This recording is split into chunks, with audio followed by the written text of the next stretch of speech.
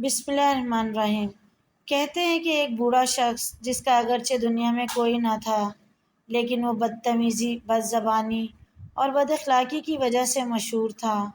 بڑے گھر میں اکیلا رہنے اور لوگوں کے اس رویے کی وجہ سے وہ پہلے سے بھی زیادہ غصیلا، چڑچڑا اور بد اخلاق ہو گیا تھا۔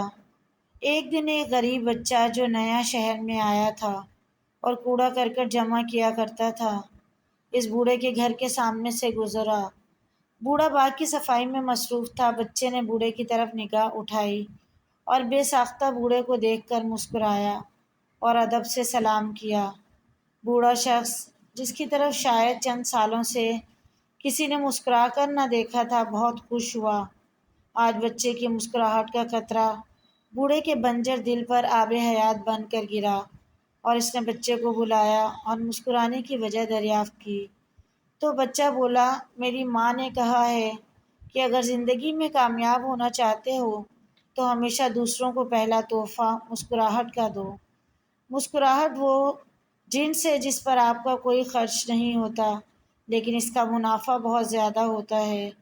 بوڑھا خوش ہوا اور بچے کو انعام دیا، اور پھر ہر روز بچہ مسکرا کر بوڑھے کو سلام کرتے ہوئے گزرتا، یہاں تک کہ ایک دن بچے کے گھر ایک وکیل آیا اور بولا، آج فلاں بوڑھا شخص مر گیا ہے اور اس نے اپنی جائیداد اس بچے کے نام کر دی ہے، اور اپنی وصیت میں لکھ گیا ہے کہ اس کی قیمت چند مسکراہٹوں کے ذریعے ایڈوانس ادا ہو چکی ہے۔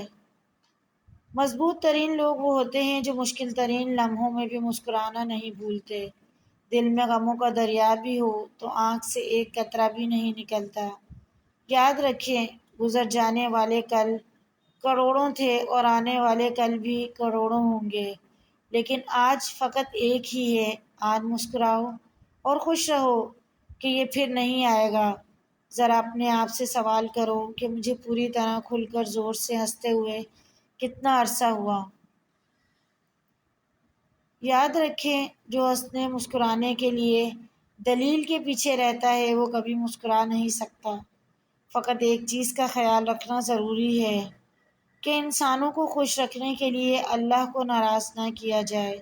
اگر زندگی میں کامیابی چاہتے ہو تو ہمیشہ اپنے ہونٹوں پر دو چیزیں رکھو، مسکراہٹ و خاموشی۔